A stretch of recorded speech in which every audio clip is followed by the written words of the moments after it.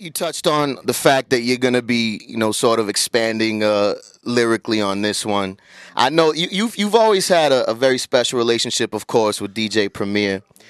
Um, what do you say to the people who say, yeah, well, Big Shug's alright, man, but he's only alright because he always had Premier's beats. Do you ever run into that or?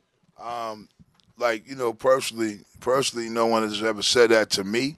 You know what I mean? But I'm sure it's been said here and there because there's a big percentage of the game, where it's hate filled. You know what I mean? They love to I have mean, those Premier beats for themselves. that's how we all know that. And also on top of that, you know, right now we're living in a hip hop world where everybody thinks they're the best MC. You know what I mean?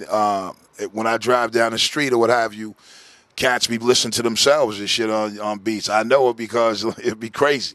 Yeah. Sometimes the flow's cool, sometimes it's just mad loud. You can hardly hear the music, but they ain't listen to everybody else. They listen to themselves. Yeah. And they know me for what I do. For all these people who might want to say whatever, when they see me, they're always giving the props and you know what I'm saying, and showing the love. So, I mean, you're always going to have people like that. But that's cool, though, because, like, this album is, Premier only did 3 tracks, you know what I mean? And it's mostly Mars. So we got a joint now buzzing called Play It, which is a single, the A side or double A, produced by Premier.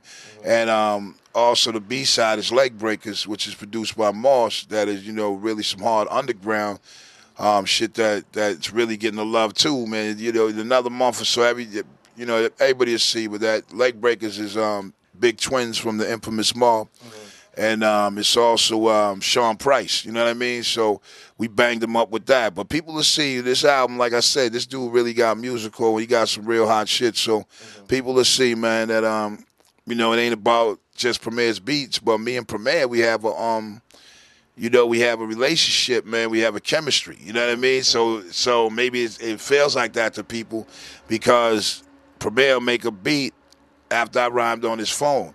Or I might not even see him, and then, I'll tell him what the title is, and then he'll make that beat, and it just goes.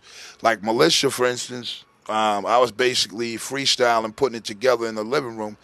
You know what I'm saying? My verse, the first one, and Premier was putting the beat together in his bedroom.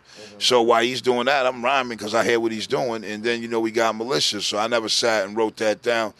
The same thing as Crush. Crush was the same thing. He was making the beat, and he picked me up from the airport.